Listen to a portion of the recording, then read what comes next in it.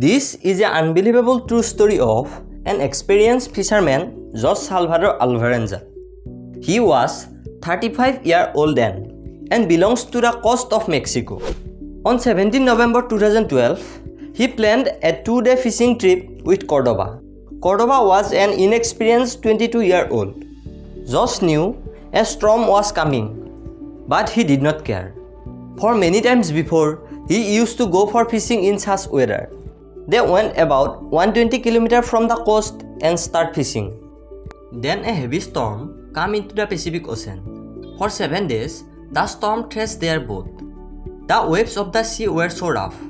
Cordoba fell into the water once, but Jose saved him. But the storm was not the problem. Problem was their boat engine stopped working. They also lost radio and fishing gear. The boat has no cover, just an icebox, a large box to store their fish, and a bucket. When the storm lifted, Jose knew that they had drifted far from Mexico. They could see an airplane flying overhead. But with no mast and no flare, that tiny boat was invisible in the vast ocean. At first, they did not think about hunger. It was the drinking water. They had to drink their own urine after the storm. Later, after a month, they finally got some rainwater. Seabirds began staying around their boat. They start to catch and kill the bird, and then drink the blood of the bird. Those seabirds' blood contained a vital source of liquid. After a few days, Cordoba died. Jose was jealous of Cordoba's death. He think about suicide after dropping his friend's body in the ocean.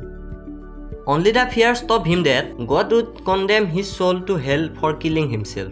Jose believed he will survive because of his experience in the open sea and also his faith that God would save him. He focused on finding food. Many days, he saw cargo ship passing him, but he does not know if the ship were real or he imagined them. In the end, after the struggle of 438 days of floating on endless water, he saw mountain.